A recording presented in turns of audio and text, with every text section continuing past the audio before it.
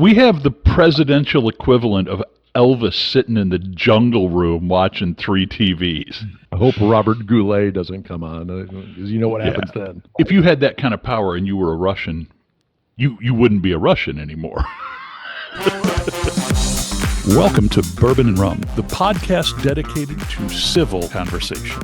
I'm Kent, I like rum, and I'm from the left side of the aisle. And I'm Kyle, I like bourbon. I tend to be a little more conservative. We're brothers talking politics over bourbon and rum.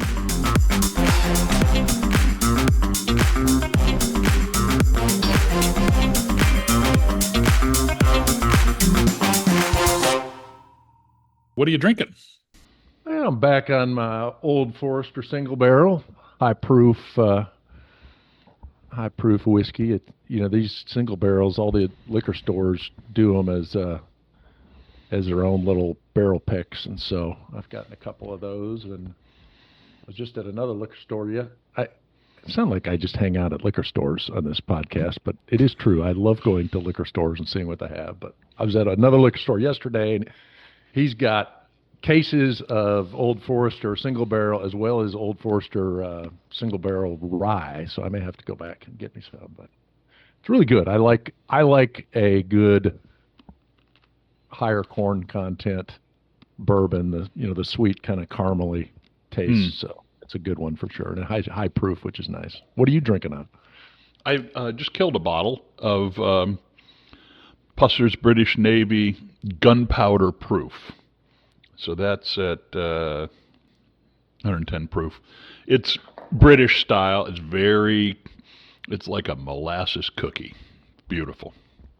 We should do an episode sometime where we, like a challenge, where we both have to bring a plastic bottle of alcohol for the drink, That I'm betting that I would come out better on that deal than you would, because honestly, you can get a Bacardi in a Traveler, and you're fine. I don't know about what kind of bourbon comes that way. Yeah, that's true. Well, here we are, February 21st, and we are, one day? Was it just yesterday that hit, or was it Thursday? The Supreme Court decision on the tariffs. I thought we'd kind of break that down. Was it yesterday, I think? Yeah, I think so. Yesterday morning. Yeah, so I guess the takeaway from the Supreme Court was what they ruled as unusable is that IEPA rule, the Emergency Powers Act, to enact tariffs. And so now he's pivoted to a different rule that has a 150-day time frame or something like that. Right. But well, I'm celebrating for 2 reasons. I think the tariffs are stupid, and certainly the application of the tariff, the capricious application of the tariff. Did you hear? We'll get to the breakdown in a moment, but here's what. Did you hear him talking about the tariff on Swiss watches? I did not. He tells this story that the prime minister, I don't know what it is, of Switzerland, is a female, and he said, she called me and she said we can't do this, and she made a case and she said I couldn't do it, and when she hung up the phone, I increased the tariff because I didn't like the way she talked to me. Like, I mean, look, even if you think tariffs are a good idea, I don't think bumping the tariff up 5% because he didn't like the way she talked to him on the phone, like, that's no way to run a freaking country. So I'm opposed to the tariffs, but, if Congress can pass these tariffs like the rules are supposed to, well, then, shame on me. We didn't win the election, but you've got a guy who just randomly just does stuff. So I think it's really healthy that Supreme Court reined him in. I would like to break down with you a little bit the politics or the politicization of the Supreme Court. How much of their decision was based on, the fact that the Wall Street Journal came out that absolutely validated that Americans are paying the tariffs. We're paying for it in inflation. We're paying for it in all the goods. I don't know. What do you think? Well, let's see. Let's unpack there. I guess the first thing is, I think it was a great day also, but I think it was a great day because it demonstrates that the hysteria on the left, that Trump has fundamentally broken the government and he's a king and he's doing everything by decree and he's, destroyed the United States, is like, well, he did something folks didn't like, so they brought a court case and the Supreme Court changed what he can do. So I don't think that hysteria is valid. I think he does a lot of things people object to, but there's still recourse in America to solve these issues. And I don't, to your point, that there's going to be some guy on the left or gal on the left that gets in office and they're going to do a bunch of stuff that ticks people off a different way. But there are recourses and there are institutions to solve those problems. So I thought that was a good case in point of that. And it's kind of funny to me because a lot of the people that are screaming up and down that, he's trying to be a king and he's doing all this stuff by ruling are also the same people celebrating, well, see, this is what happens. Yeah, exactly. This is what happens with a court. Well, I agree about it being healthy that the court reining in his powers. But it's not because he didn't want to do it. And he's Well, so literally tried to circumvent the court at every turn in these things. He's defied court orders up and down. So, I mean, good. Like it's a good thing that the Supreme Court stood in this case. So, like, he can't disagree with the court? That's a bad thing? No, I'm not saying he can't disagree with it. I'm saying that, his quote about the court that he has handpicked, Kyle, was those effing judges. That's a class move out of the President of the United States. It's a class move out of a guy who got to pick the most conservative court that we've had in 150 years. Well, but I think that's the fact that he's unhappy with the decision. It proves your point.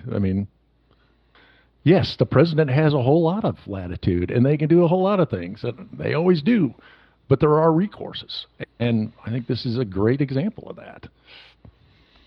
Well, I don't think you can blame me for my anxiety. You say this like it's a no-brainer, Kyle. But we had January 6th that I think was a legitimate problem.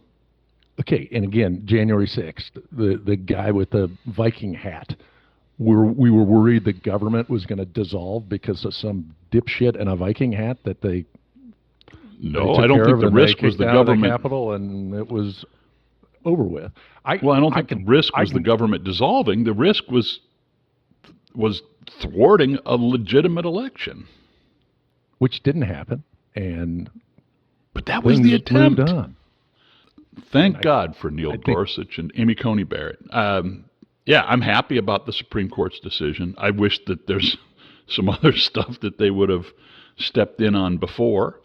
But what do you make of his temper tantrum about it? And what do you think he's going to do next? And, no worries? He's got this 150 days. I don't want to leave the point. Like, if they'd have ruled a different ruling, then democracy is over because you disagree with a court ruling?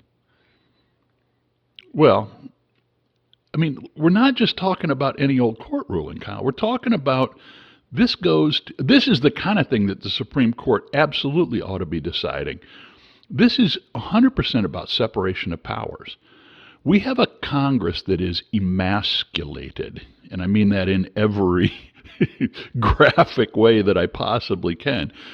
Their job is to pass revenue bills, including tariffs. That is the job of Congress. He took over, attempted to take on something that was Congress's job, and Congress can't even get their act together to fight for their their branches. Mike Johnson is willing to just roll over to whatever Trump says. Man, that would drive me crazy. Even if I was a Republican, if I'm a representative, the president just does what he wants. That's crazy. You're right that we got the right decision, but my gosh, it was kind of at the 11th hour. So a Democrat-controlled Congress was bucking up against Biden? No, I mean, I guess that's my point. Is just like the hyperbole is not supported by reality in the past. I'm going to say what I've said before, and I think it's undeniable. Look, he gets me. He plays right into this. But he deliberately says the craziest stuff and says that he's going to, like, okay, so you don't think that it's different. So Joe Biden did something that I thought was a bad idea, and the court stopped him, and that was the student loan forgiveness. I thought that was a bad idea. I thought that worked the way that it did. But Joe Biden didn't say, I'm the president, I can do whatever I want, I can put any tariff. This is a quote from Trump this last week. I can ruin any country in the world if I want to. Well, these are different animals, and you give me the, Joe Biden this is a different animal. But if you read the full context, what he was saying is he's like, I got every power in the world, but I can't give somebody a 10% tariff. He was bitching about the ruling, and he was proven wrong. I get it, but yeah, okay, the guy's objectionable, and he voices his opinion, and he says stuff. I'd rather that than somebody mumbling words that make no sense and doesn't know what day it is. So I don't. I would rather have pick your pick. I would rather have overt threats to the rule of law than senility. Well, no, but somebody that disagrees with the law, but the law is still there. I don't know. Just feel like everybody's like, well, Trump's broken everything. No, he hasn't. The institutions are there, and if you disagree with it, you change it. You disagree with Congress, change it. I think there's going to be a lot of change in Congress at the next election, and there always is when another party has the office. So I don't know. I mean, I don't agree with everything the guy says. And I don't know that tariffs are the best thing since sliced bread, but I don't think he's broken the place. He's gone off on some of these grand experiments, and there's probably some good and probably some bad, and the stuff that's objectionable is going to get dealt with, like this is getting dealt with. But, it's interesting when it comes to tariffs, it is nice that we both read at least one news source together, so we have some interest there. But I was reading an article today in the Journal about, the headline is Trump lost on tariffs, but trade will never be the same. And one of the things he talks about is for all the people that are bitching about Trump and the tariffs on the left, they're not in a hurry to do things differently either. So it's not like there is this, for instance, when Biden took over, Trump had put a bunch of tariffs on China.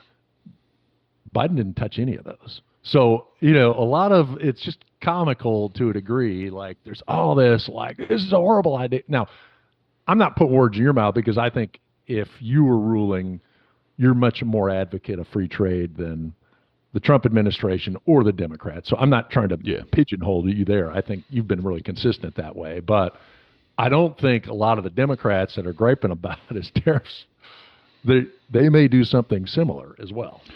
Well, sure, and I hope, and that's one of the reasons that this Supreme Court ruling is so important, because I don't want, and I am consistent about this, I don't want President Newsom, President Buttigieg, President Shapiro.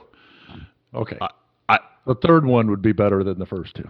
I don't want any of those three with unfettered power to do what they want, because I do think that they have bad ideas.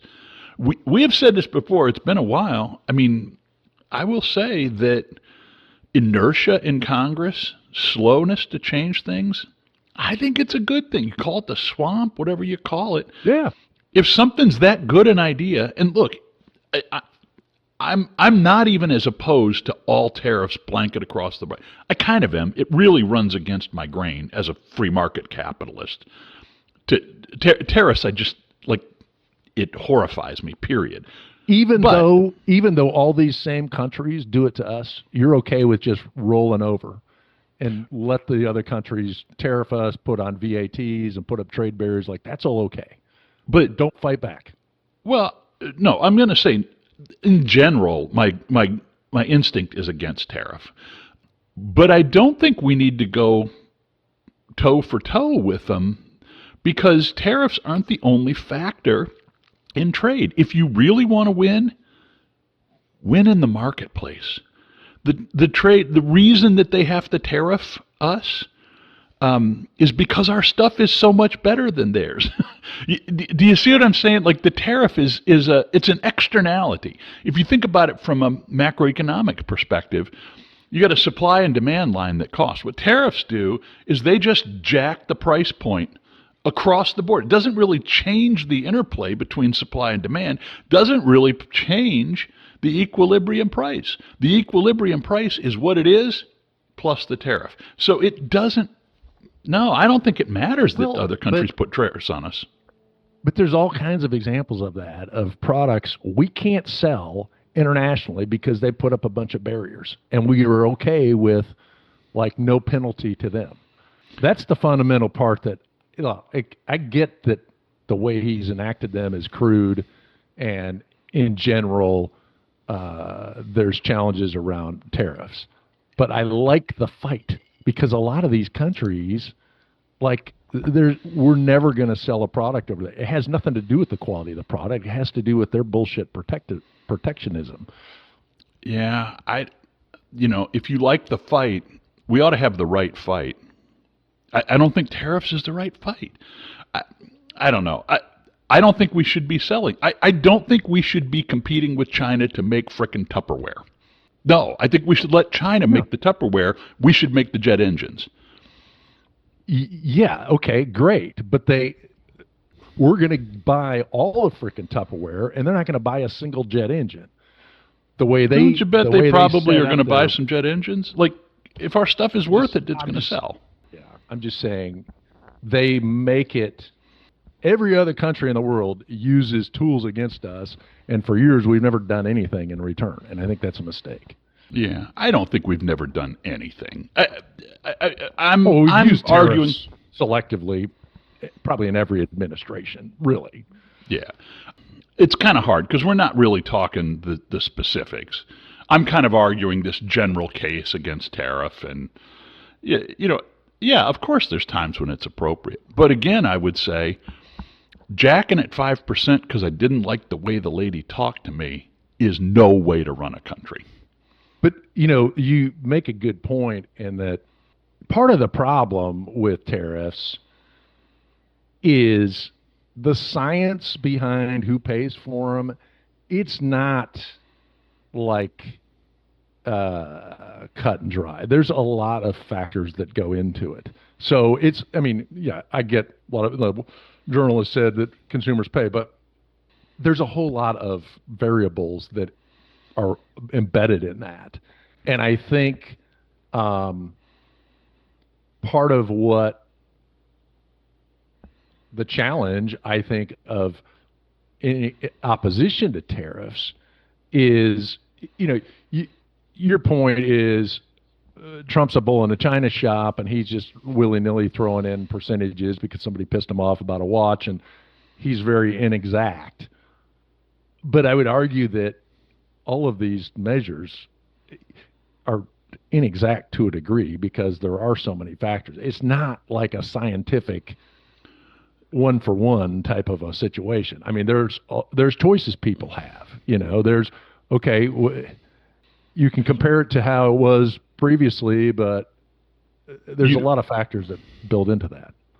You don't think we can get more precise than a 5% swing one way or the other, depending on how the phone call goes with him? I mean, I just think that's crazy. You're right. It's not. No, it's It's kind of a blunt instrument anyway. But then you put a blunt instrument in the hands of a toddler. Well, okay, but I also like that.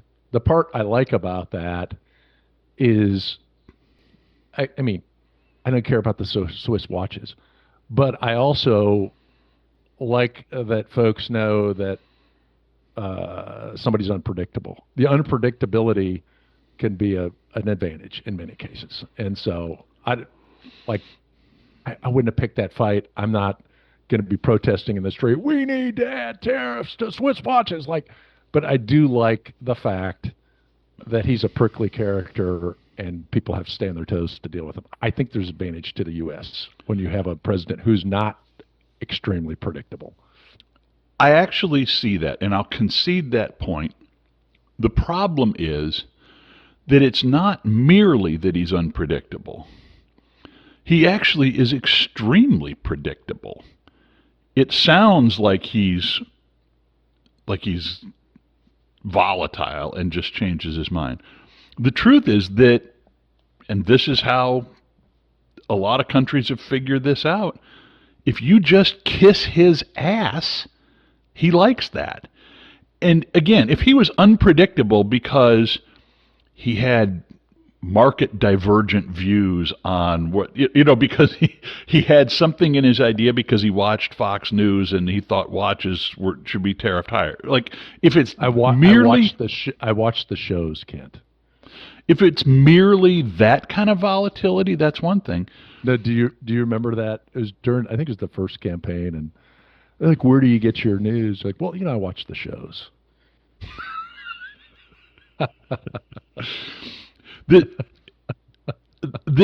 We have the presidential equivalent of Elvis sitting in the jungle room watching 3 TVs. I hope Robert Goulet doesn't come on, because you know what happens then. I mean, I think anyway, but so the volatility. Look, there's some validity to that. I mean, this was Nixon's thing. He told him, "I'm a madman. You better solve this because you don't know what you're going to get." So that can be a valuable strategy, but I don't think he's unpredictable. I literally think that everybody knows that you've just got to kiss his ass. You got to give him a gold thing to hang in the White House. You got to give him a gaudy airplane. You got to literally, this is what, he's completely predictable. And I don't want to jump away from the Supreme Court and the tariffs yet, but I'm dying to weave this in. If you don't think that he is completely predictable, rewind and watch every word that came out of Pam Bondi's mouth in her congressional testimony. And we have agreed that congressional testimony is BS to begin with, and it's a grandstanding thing.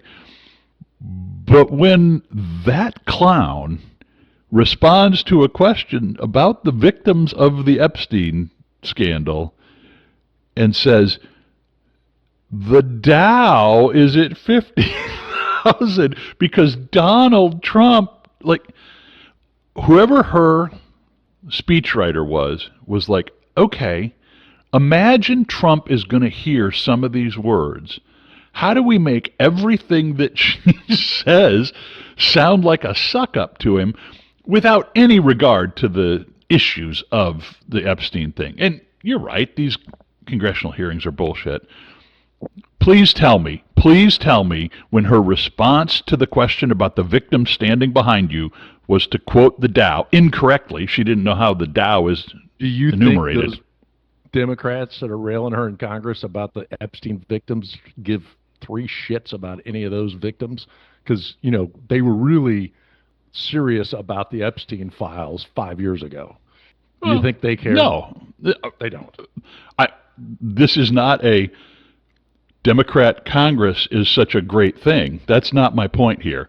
My point is she's a clown. Man, that was just so, it was so hard to watch because you could tell that the entire thing was a grovel to Trump to try to keep her job. Did you see the banner that she unrolled At the Justice Department? No. Okay, we're going to take a momentary time out where I ask Kyle to Google the banner that Pam Bondi has now hung at the Justice Department. I'm looking. This is the, oh. Kyle, repeat after me. I'm trying to make this country like North Korea. Hey, well, that's the thing. Yeah, I just came from the Middle East. Yeah, just put everybody's face on the. Yeah, that's pretty cheesy. Thank you. Thank you for acknowledging that. Is that his mugshot from Georgia? Probably. It's the one that the Justice Department happened to have in the database. You know what I love is, they changed the White House. Have you seen this? I'll make you do some research. They changed the White House, like, icon or some shit for LinkedIn. Go to Barack Obama's LinkedIn profile. Go to his job history, and look, it says President of the United States, and it's got Donald Trump's picture.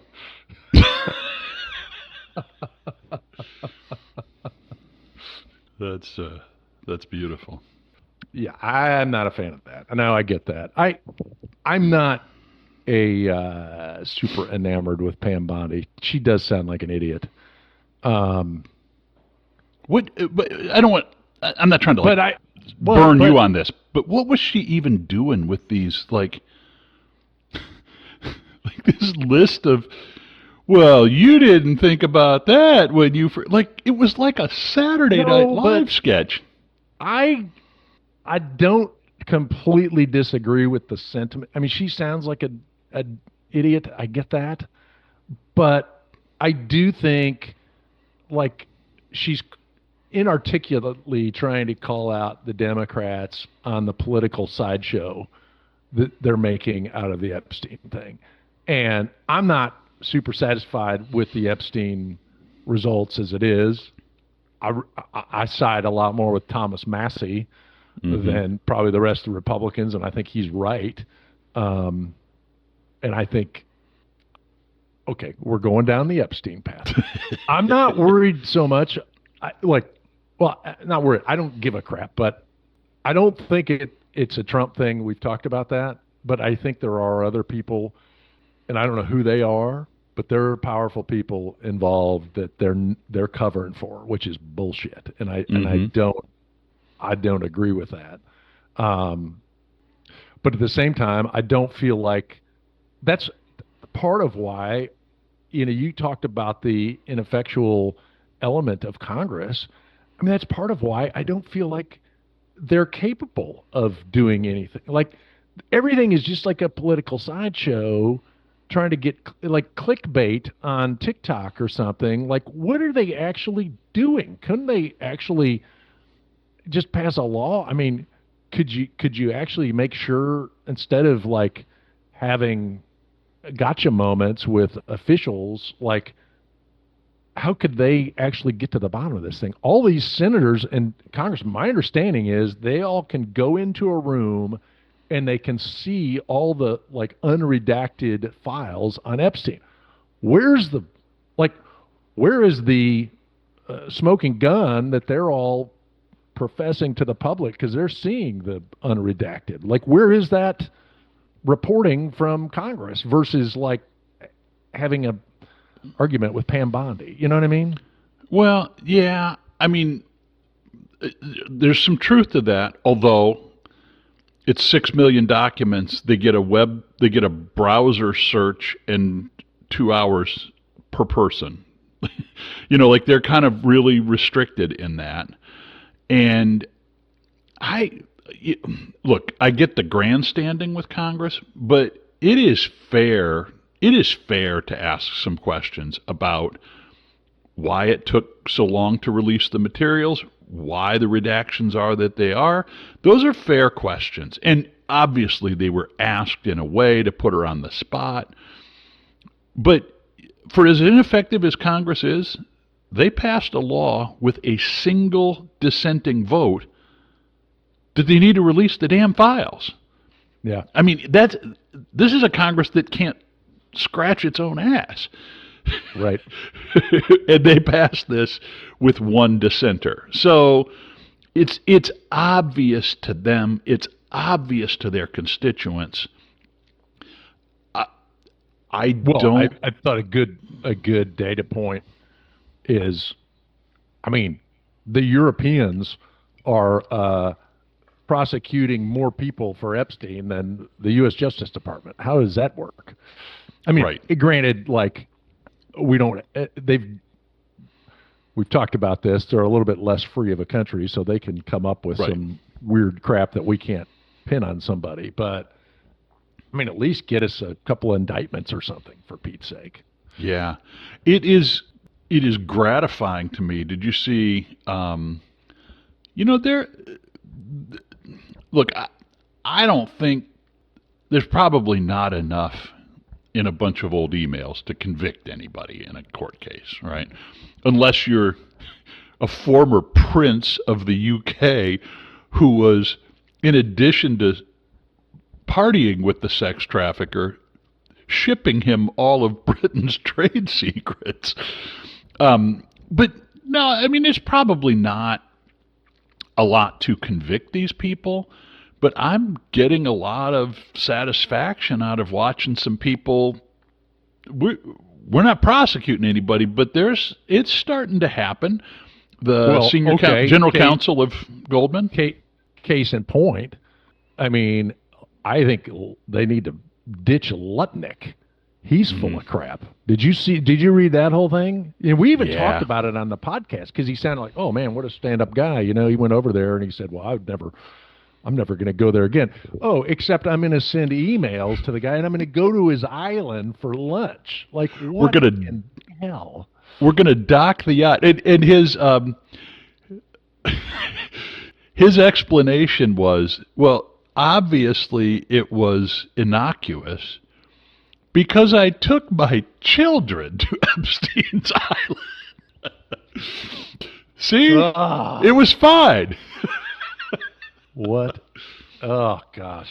That is sad because I really admired what he said when it first came out. I was like, finally, thank you. That's how you should react.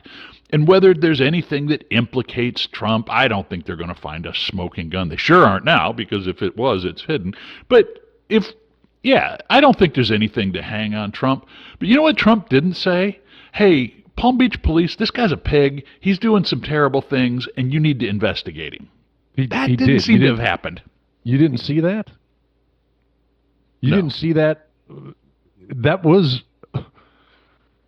Seriously, you didn't see that? That was a big article last week. He had a communication with them before he got... And he said, this guy is a scumbag. You didn't hear about that? No, I didn't. Was he referring to the real estate deals? It was, if he did, and it was, then that's the right answer. Good for him.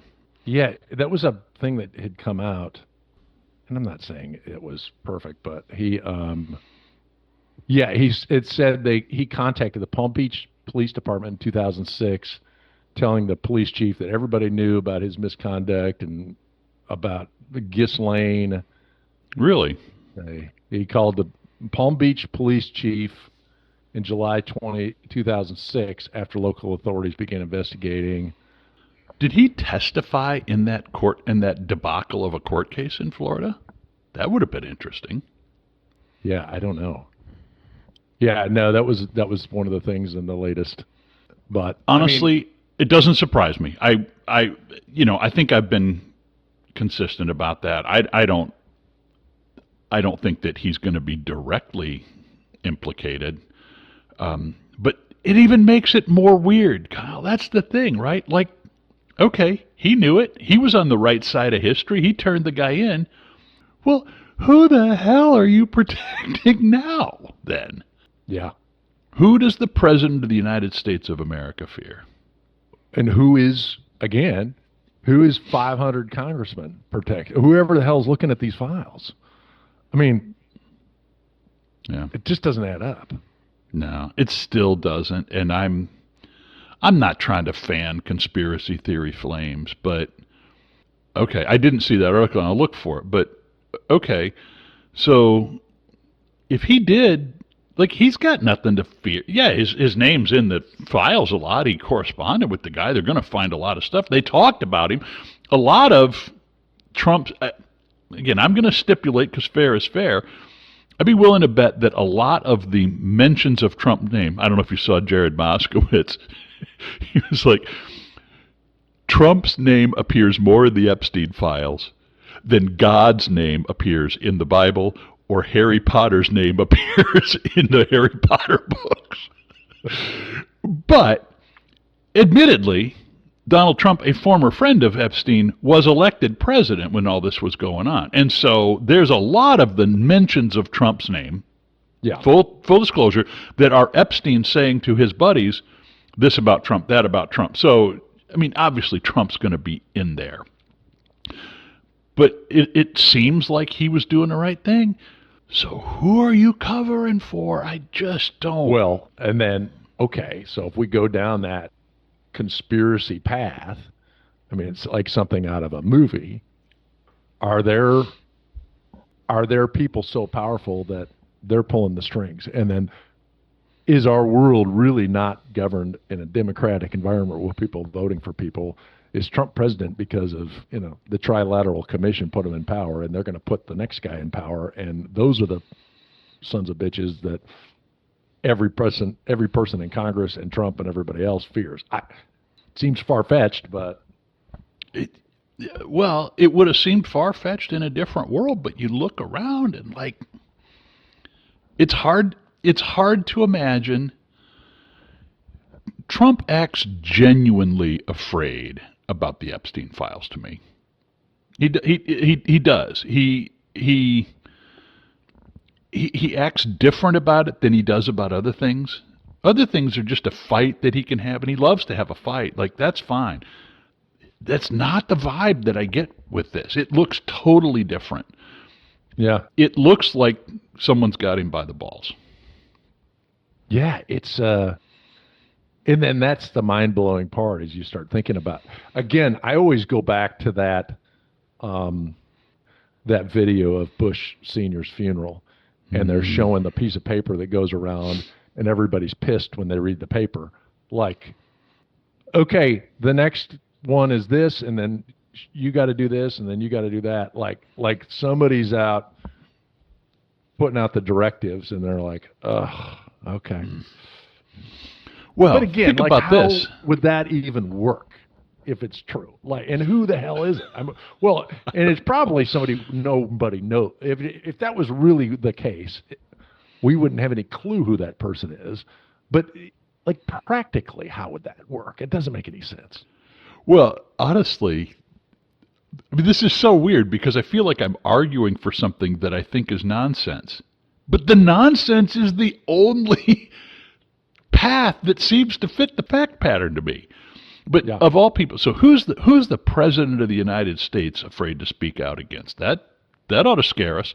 You know what's even worse?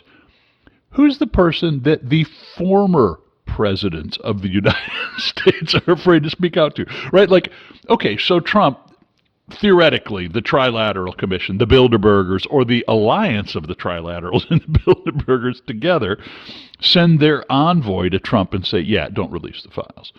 And so he's like, well, I can make trade noise, but I can't release files. Because if you do, we're going to expose you. We're going to run Oppo stuff. We're going to call Congress and tell them that We're going to kill you, Right, yeah. torture your family. But other than we're going to kill you, I mean, what's Barack Obama got to be afraid of? He's Right. got enough money. He's got and nothing to, like, what is he? I don't get it. Yeah. He's got less at stake than Trump does. Yeah. And I'm sure you'd think he knows what there is to know. Yeah, how does that work? They were at the Bohemian Grove one summer, and that's a good one. You familiar with the Bohemian Grove? Oh yeah, David Geffen or whatever. Who's that guy? David Griff, the guy that used to be a kingmaker of sorts, a Geffen, yeah. political consultant. Yeah, yeah. But it's been around for 150 years. It's a big deal, and yeah. Did But you ever see that Alex Jones, David Geffen altercation over it? That no, was pretty interesting. Yeah, because I think Alex Jones like camped out outside or something, and he caught David, and then Geffen is like, "This is a private matter. What are you doing?" Like, "Oh, okay. I mean, and then it's like, if somebody's in charge like that, wouldn't they be benefiting and living the high life? And so where is everybody would know who that person is? You would think. Like if it's a foreign government, well then the foreign government's living in high, okay, it's the Russians. Well, the Russians have a crappy country and like they're not right? winning. If you had that kind of power and you were a Russian, you wouldn't be a Russian anymore. Right. But I wonder some of this is kind of like a mindset thing. I've said for years, I would love to be rich. I would rather be dead than famous. Like famous is not Yeah. interesting to me. And I guess it's the power to pick those things. Maybe there's something wrong with me. Every thought that I have about getting rich is about getting further away from other human beings Right. and Yeah. further away from all of this politics and shit. Like the whole reason to I'm get going to be rich. on a private jet by myself, going to some place with no humans, and isolating myself. Yes. Hmm. Like the more money, the bigger the private island that I buy, and the further away it is from other people. And so, like, I don't get what people want. I don't get what even would motivate that. Yeah. Well, I mean, as much as I've called on you to run for office, so I can be the campaign manager for a liberal Democrat. Um, I mean, that's why you're not going to run for office. You don't have a big enough ego. I don't have big like. We're just a couple of knuckleheads that drink booze and talk on the podcast. Like these people that, like, you think you're smart enough to run the country? That's a big ego. Well, I mean, I don't know, smart enough to run the country. I think I'm smarter than the average congressman. Well, But yeah, maybe not smart enough, but like, you're not like, yeah, objectively, you're smart enough. You're smart as a lot of the yahoos that are running for president. It's just it's like the value that somebody puts in that, and the yes. value that they put in the power. And that's why we have chronic problems with corruption. That's why every few years we find somebody that's got their hand in the because and it's interesting because it's usually not about money per se. It's that they want that power. And Mm-hmm. I just don't understand that. I just don't understand that. I would love to serve my country. I feel like honestly this is kind of a vulnerability. I am a little embarrassed that I never served in the military or never did anything that constituted, kind of national service. And I feel obligated to that, but not obligated enough that I want to give up all of my privacy and, you know what I mean? Like, Well, I not that disagree. interested. I would call a little BS on you on that a little bit, in that, I mean, I don't call BS on your feelings, but I mean, you've served this country because you worked at a university. I mean, and now, I think universities are all communists, but there's that. But I mean, you've helped through your efforts thousands of students get an education and go become healthcare professionals. I think that's just as much service as, I don't know. I mean, nothing.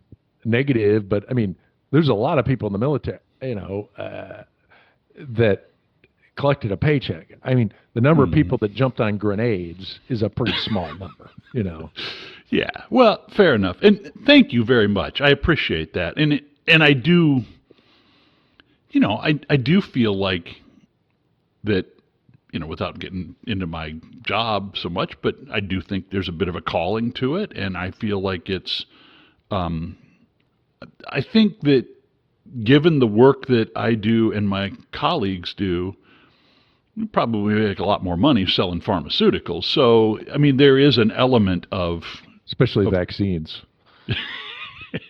There's an element of public service in that. And so thank you for recognizing that. But again, I feel like that's important, but that's not what I see when I look at Congress and the Senate. I see people at the apex of their own ego. Well, I mean, let's look at Trump. I mean, he's not, the $400,000 a year isn't what's, motivating him. I mean, and he could be worth billions and an unknown guy running properties globally and could have been doing, there's a lot of people in the real estate business that you've never heard of. But there's a reason he's heard of. I think he's loves that attention. And I mean, I think you look at anybody else that's run for president, there's not many of those guys that would shy away from a podium someplace. I mean, I think there have been probably presidents that probably were not like dying to get in the limelight, like Gerald Ford, but Yeah, Gerald Ford, Calvin Coolidge. I mean, but no, but that's what's, it's funny you say that because that's a really interesting fact. You're right. I agree. I think the difference with Trump, like most of the rest of them, they want the limelight. They want like all of that.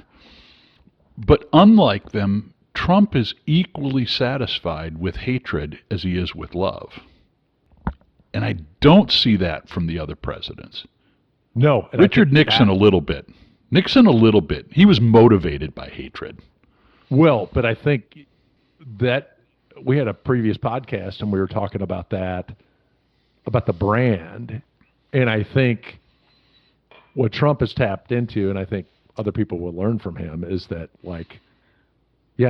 if they're bad-mouthing you all day long, that's just as good as loving you all day long. Your name's on the front page. I think he thrives on that. And I think a lot of the crap he says is purely to get more of that. Yeah. No, I think you're right. And it works because it's a drug for the press, for sure. Yeah. And it's like an electric jolt to the most painful, it gets under my skin. I completely agree with that. But I mean, and honestly, we've talked about that. If you really wanted to defeat Trump, ignore and don't mention his name. But it's like that's an impossible ask. It would be interesting in the next presidential election if someone could do that, could say, I'm going to run for president from the primary season to the end, and and announce it. Like, I'm never going to say the word Trump. I'm going to rail on Pam Bondi. I'm going to talk about Marco Rubio. I'm going to rip J.D. Vance up and down. I'm going to talk about the Republican Congress. I'm never going to say his name. That would be kind of an interesting strategy almost. Well, and I've thought about that too. Like, how many years from today will there be a day that you could scroll through the entire CNN website and not see the name Trump in one place? I don't know that it's ever going to happen. Well, it will, but several things have to happen before we get there. Well, but even if the guy dies, I mean, they're still going to be talking about him every day. Yeah. 20 years now, you from now. did talk about, now, I don't want to go down another path, but I don't, I'm not, I'm not.